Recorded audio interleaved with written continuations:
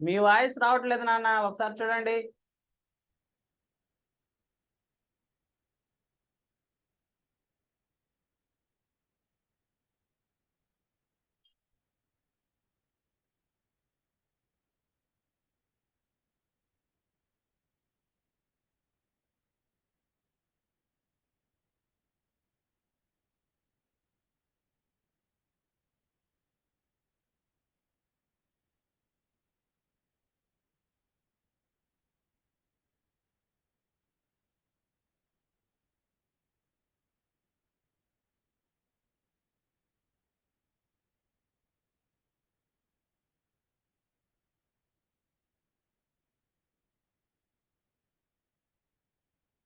Voice రావట్లేదమ్మా.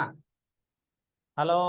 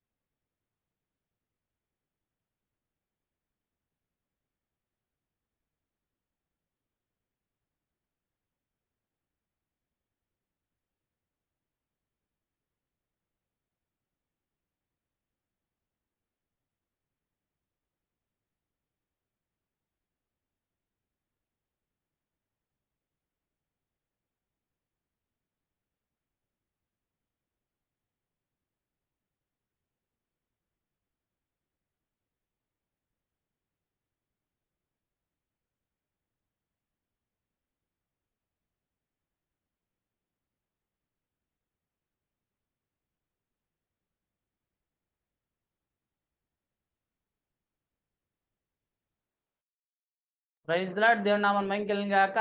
హల్లెలూయా. నా voice వినిపిస్తుందా మీకు? మీ వాయిస్ అయితే మాకు వినపడలేదు ఇప్పటి వరకు.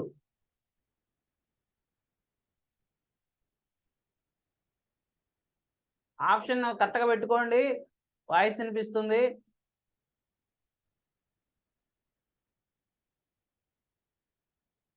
వినిపిస్తుందా?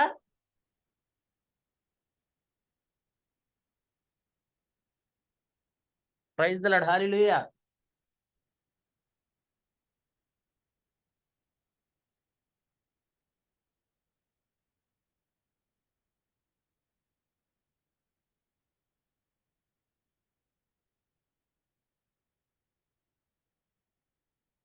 నేను మీకు అందరికి వినిపిస్తుందా? వాయిస్ వినిపిస్తుందా?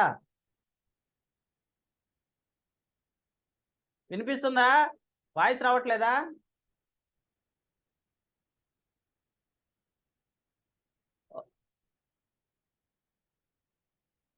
రీస్టార్ట్ చేయండి, రీస్టార్ట్ చేయండి, ఎండ్ చేసి రీస్టార్ట్ చేయండి. కాల్ రీస్టార్ట్ చేయండి, మీకు వాయిస్ వినిపిస్తుంది. ఎండ్ చేయండి.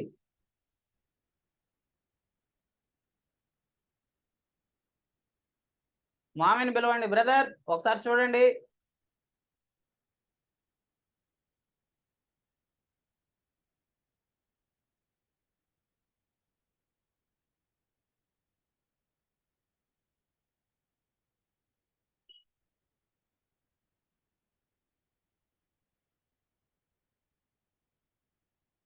ఓకే, దేవుని నామం మహిమ గాక. Praise the Lord. హల్లెలూయా. చేరొచ్చిన దేవుని పిల్లలందరూ కూడా ప్రభువైన యేసయ్య నామములో వందనాలు తెలియజేస్తున్నాం. దేవుడు మనల్ని నిండుగా మెండుగా నిండారుగా ఆశీర్వదించును గాక. ఆమేన్. Praise the Lord. దేవుడు తన కృపలో మనల్ని బలపరిచి ఆశీర్వదించిన విధానం బట్టి ఆయనకి మహిమ కలుగును గాక. Praise the Lord. Hallelujah.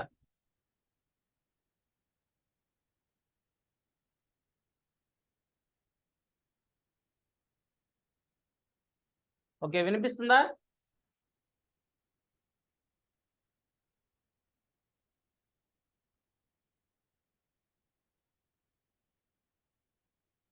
Okay, right. ఓకేనా?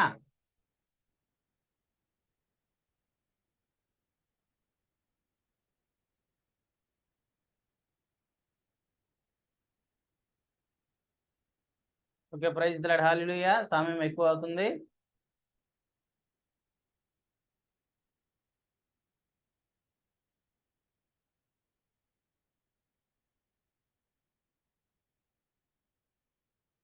ఓకే, అమ్మమ్మని ప్రార్థన చేయమనండి.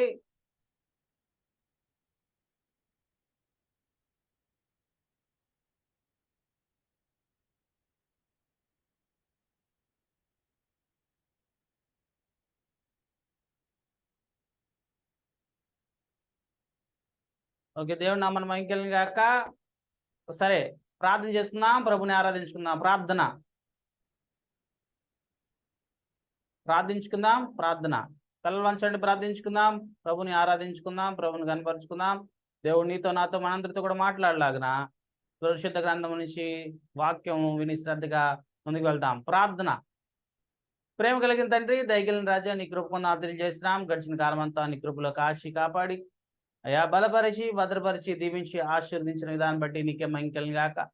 ఈ సమయంలో ప్రభా నీ సన్నిధిలో చేరి అయా తండ్రి నిన్ను ఆరాధించి ఉన్నా, నిన్ను కనపరిచి అన్నాం. తదుపరి నాతో మాతో మా అందరితో కూడా నీ యొక్క అమూల్యమైన మాటలు ప్రభావం నాతో మాట్లాడి మమ్మల్ని బలపరచమని నడుచున్నాం. నీ కృపలో ఆశీర్వదించమడుచున్నాం. అయా నీ సన్నిధిలో ఆశీర్వాదాలు, నీ సన్నిధిలో దీవెనలు, నీ సన్నిధిలో కృపావరాలు అనేకమైన ఉన్నాయి. అవన్నీ ప్రభా మేము పొందుకోవాలి. మేము పొందుకోవాలంటే ఒక దినం నా సన్నిధిలో గడుపుట 1000 దినాల కంటే శ్రేష్టము అని మీరు సెలవిచ్చారు. అవును ప్రభా, ఒక దినం నీ సన్నిధిలో గడిపేటువంటి కృపను మాకు ఇచ్చారు. అందుబట్టికే మహిమ కలుగును గాక. అయా నీ సన్నిధిలో ప్రభా చేరి నిన్ను ఆరాధించుటకు నిన్ను కనపరచుటకు చేరి ఉండగా అయ్యా తండ్రి ప్రభా నాతో మాట్లాడండి, మాతో మాట్లాడండి. నీ కృపలో మమ్మల్ని బలపరచమడుచున్నాం. నీ దయగల హస్తాన్ని మా మీద ఉంచమడుచున్నాం తండ్రి. చేయవచ్చి నీ పిల్లలందరూ దీవించండి, ఆశీర్వదించండి, నీ కృపలో బలపరచండి. ఈ సేవకుని బలపరచండి.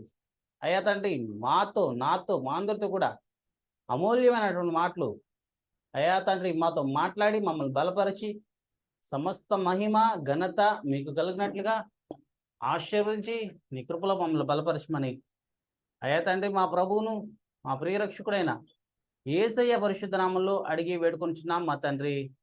ఆమేన్. దేవుడు నామానికి మహిమ కలుగును గాక. Hallelujah. Praise the lord.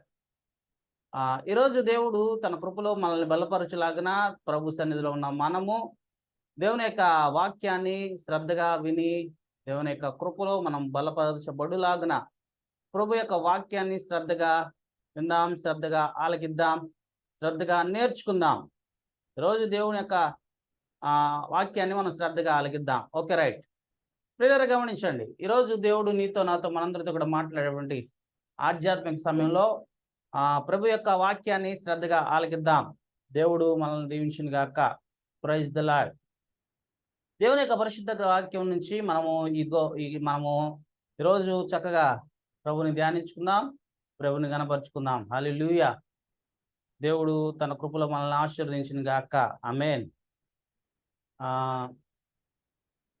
Screen మీద వాక్యాన్ని చూపిస్తాను చూడండి. స్క్రీన్ మీద వాక్యాన్ని చూపిస్తాను, చక్కగా చూడండి. ఆ స్క్రీన్ మీద ఉన్న వాక్యాన్ని మనం శ్రద్ధగా ఆలకిద్దాం, శ్రద్ధగా చూద్దాం, విందాం, దేవుని ఆరాధించుకుందాం. Praise the Lord. హల్లెలూయా. దేవుడు తన కృపలో మనల్ని ఆశీర్వదించును గాక. ఆమేన్. మీ స్క్రీన్ మీద కనిపిస్తున్నటువంటి వాక్యాన్ని శ్రద్ధగా చూడండి, ప్రభుని ఆరాధించుకుందాం.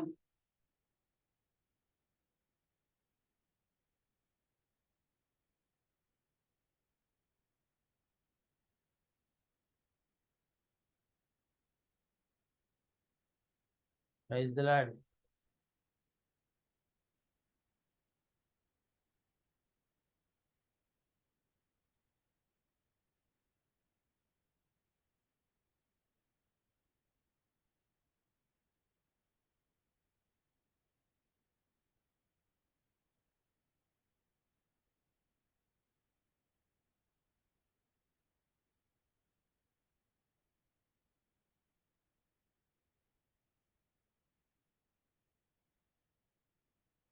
Praise the lord. దేవుని నామమున మహిమ కలుగును గాక. హల్లెలూయా.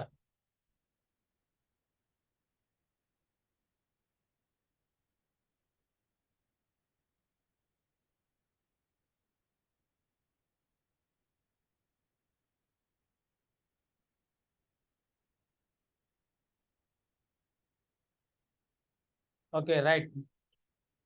దేవుని యొక్క పరిశుద్ధ నామమున మహిమ కలుగును గాక. స్క్రీన్ కనిపిస్తుందా?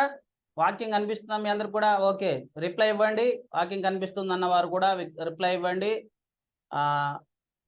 మీ హస్తాలను చేయించండి. ఓకేనా? స్క్రీన్ కనిపిస్తుంది కదా?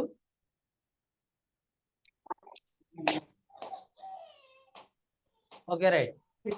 దేవుడు నామమున మహిమ కలుగును గాక. ఈరోజు దేవుడు నీతో నాతో మనందరితో కూడా మాట్లాడుతున్నటువంటి ఆధ్యాత్మిక అంశము ఏమిటి అనగా, యెషయా గ్రంథము 49వ అధ్యాయము 15-16 వచనాలు. నేను నిన్ను మరువను, చూడుము, నీ అరచేతుల మీదనే నా అరచేతుల మీదనే నిన్ను చెక్కి ఉన్నాను. మరొకసారి చదువుదాం. యెషయా గ్రంథము 49వ అధ్యాయము 15-16 వచనాలు. నేను నిన్ను మరువను, చూడుము, నా అరచేతుల మీదే నిన్ను చెక్కి ఉన్నాను. హల్లెలూయా. దేవుడు ఈ మాటలు దీవించును గాక. ఈరోజు దేవుడు నీతో నాతో మనందరితో కూడా మాట్లాడుతున్నటువంటి అంశము ఏమిటి? చూడుము, నా అరచేతుల మీదే నిన్ను చెక్కి ఉన్నాను. ఇది ఈరోజు వాక్యం. ప్రియులారా, గమనించండి.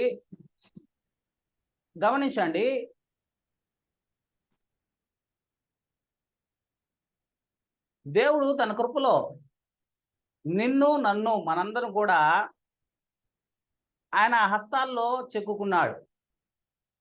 ఎందుకు? చూడు, నా అరచేతుల మీదే నిన్ను చెక్కి ఉన్నాను అని ఎందుకు చెప్తున్నాడు? ఎందుకు ఈ మాట అనాల్సి వచ్చింది? చెప్పండి, ఎందుకు ఈ మాట అనాల్సి వచ్చింది? నేను నిన్ను మరువను, చూడుము, నా అరచేతుల మీదే నిన్ను చెక్కి ఉన్నాను. చూడు అంటాడు. చూడు అంటే అర్థం ఏమిటి? నువ్వు నమ్మట్లేదు అని అర్థం కదా. ఒక వ్యక్తి ఇదిగో ఇది చూడు అన్నప్పుడు నమ్మలేదని. ఒక చోట ప్రభు చెప్తాడు,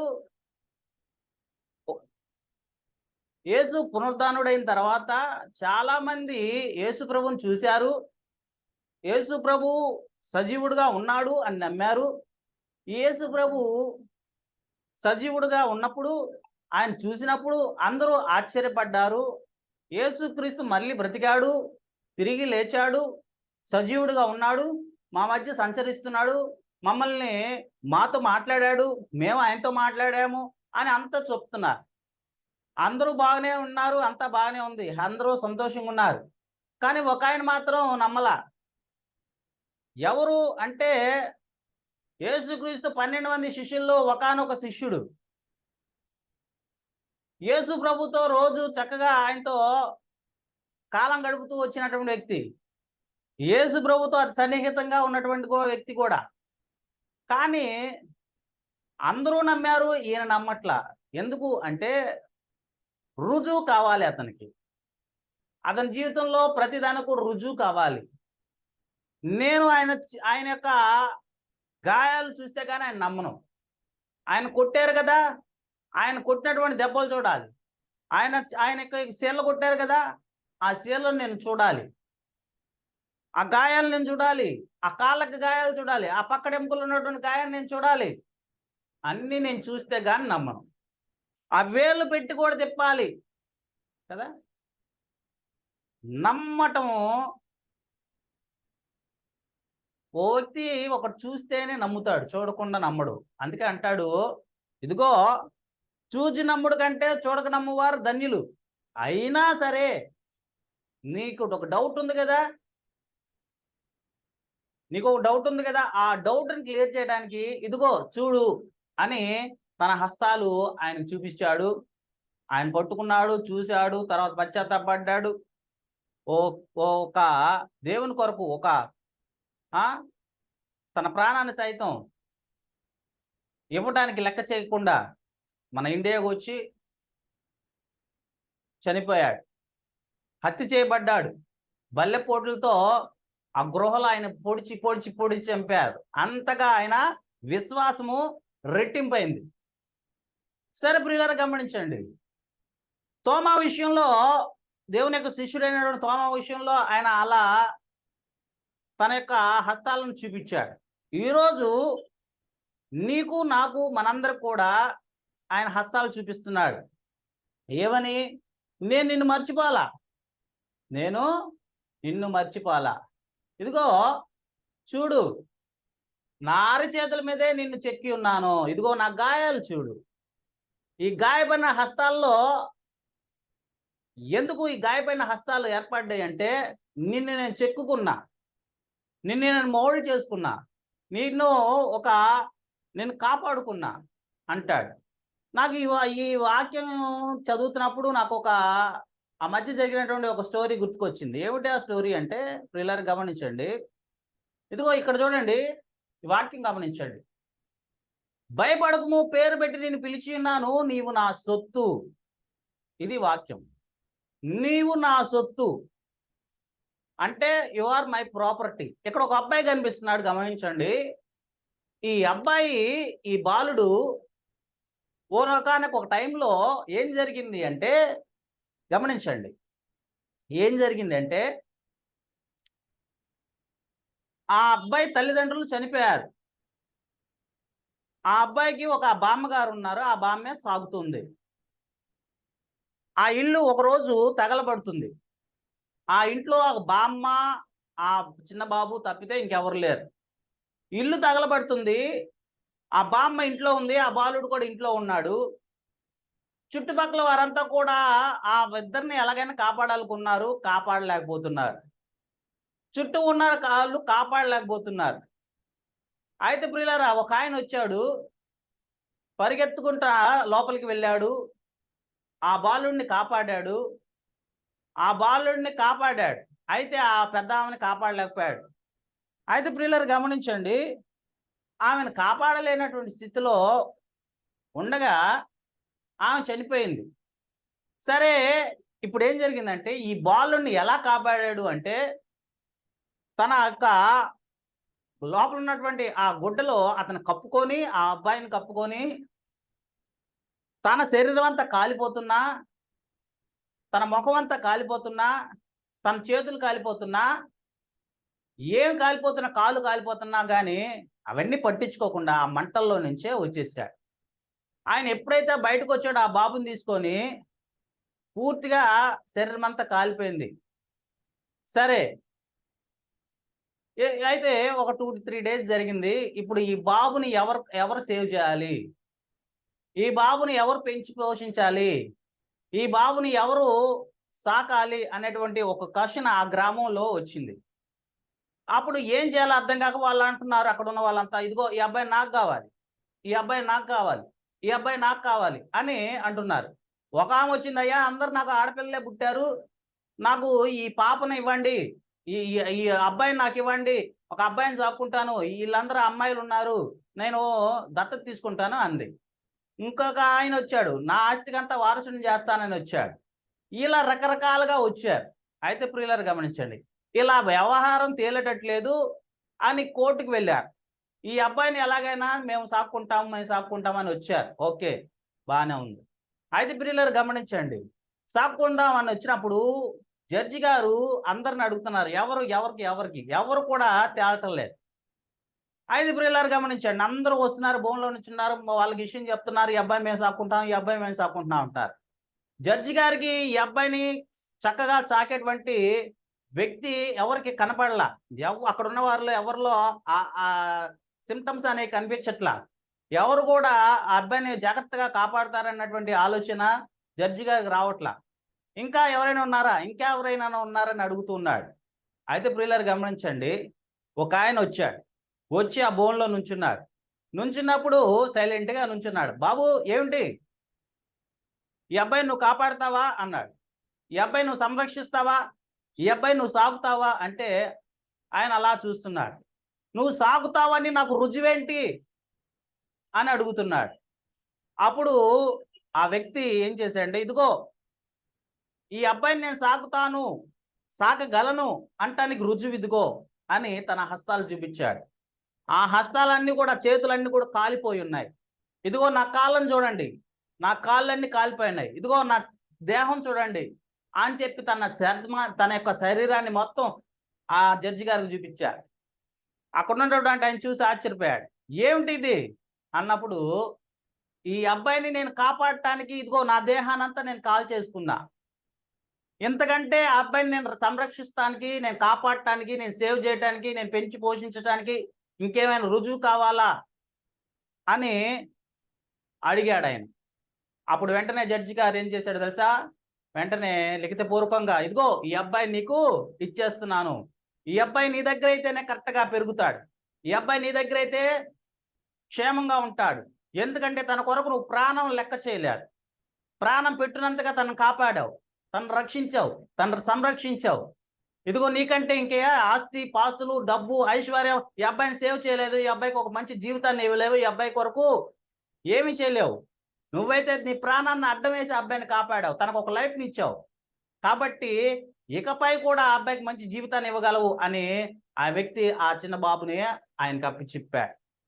ప్రియులారు గమనించండి, ఆ కనిపిస్తున్న అబ్బాయి ఎవరో కాదు, నువ్వు నేను మనమే. ఇదిగో నీ కొరకు నేను ఎంతో చేశా, ఎంతో చేశా, చూడు నా అరచేతుల్లో నిన్ను చెక్కుకున్నా అని రుజువు చూపిస్తున్నాడు. నువ్వు నా సొత్తు, నిన్ను నేను కాపాడుకున్నా, నిన్ను నేను రక్షించుకున్నా, నిన్ను నేను సంరక్షించుకున్నా. నువ్వు నా సొత్తు, చూడు నా అరచేతుల మీద నిన్ను చెక్కి ఉన్నాను. హల్లెలూయా. ప్రియులారు గమనించండి, అరికాలు మొదలుకొని నన్నెత్తి వరకు ప్రతి అవయవం కూడా నీ కొరకు నా కొరకు నీ కొరకు నా కొరకు గాయపరచబడింది. తలలో ఉన్నటువంటి ముళ్ళ కిరీటం, మనం ఆలోచించే తలంపులు, కళ్ళు, చూసేటువంటి చూపు, దేహము అంతా కూడా మనం చేసేటువంటి అపరాధముల కొరకు, మన శరీరం అపరాధముల కొరకు ఆయన నలుగు కొట్టబడ్డాడు. సేవ్ చేయబడ్డాం. మనం సేవ్ చేయబడి మనల్ని ఆయన చేసి తెలుసా, మనం ఒక మోడల్ చేశాడు, ఒక మంచి పాత్రగా మనల్ని సృష్టించాడు నిన్ను సంరక్షించడానికి. ఎంతో మంది వస్తారు ఇహలోక నాదులంతా కూడా, ఇదిగో అది చేయి, ఇది చేయి, ఇదిగో అది ఇస్తాను, ఇది ఇస్తాను, నువ్వు అలా బ్రతకొచ్చు, ఇలా బ్రతకొచ్చు అని మభ్య పెట్టేవాళ్ళు లేకపోలేదు. సాతానుడు యేసు ప్రభుకే మభ్య పెట్టాడు. ఇదిగో నువ్వు నాకు నమస్కరిస్తే నేను లోకానంతా ఇచ్చేస్తాను, ఈ లోకంలో ఉన్నటువంటి ఐశ్వర్యంతా నీకే ఇచ్చేస్తాను, ఈ లోకం నాకు అప్పగించబడింది, దీన్నంతా నీకు ఇచ్చేస్తాను, నిన్ను ఉన్నతంగా చూస్తాను, రకరకాలైన ప్రలోభాలు పెట్టాడు.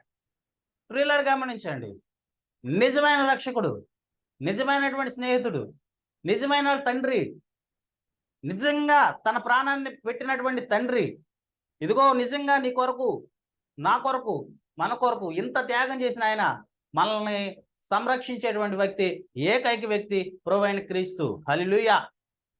కనుక ప్రియులను గమనించండి, ఈ పాట విందాం. ఈ పాట విని మనము దేవుని సన్నిధిలో ఆధ్యాత్మికంగా బలపరచబడదాం. దేవుడు నా మనం మైంకెళ్ళం గాక. ఈ పాట విందాం. చూడండి ఈ పాట శ్రద్ధగా, ఈ పాటతో పాటు కలిసి పాడండి, ప్రభుని ఆరాధించుకుందాం. ఓ చక్కని గీతాన్ని పాడుకుందాం.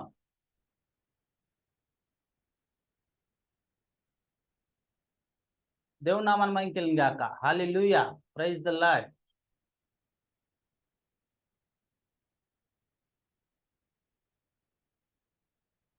ఈ పాట నాతో కలిసి పాడండి, మాతో కలిసి పాడండి. ప్రభుని ఆరాధించుకుందాం, ప్రభుని కనపరుచుకుందాం. దేవుడు మనల్ని దీవించును గాక, నిండుగా మెండుగా నిండారుగా దీవించును గాక. హల్లెలూయా.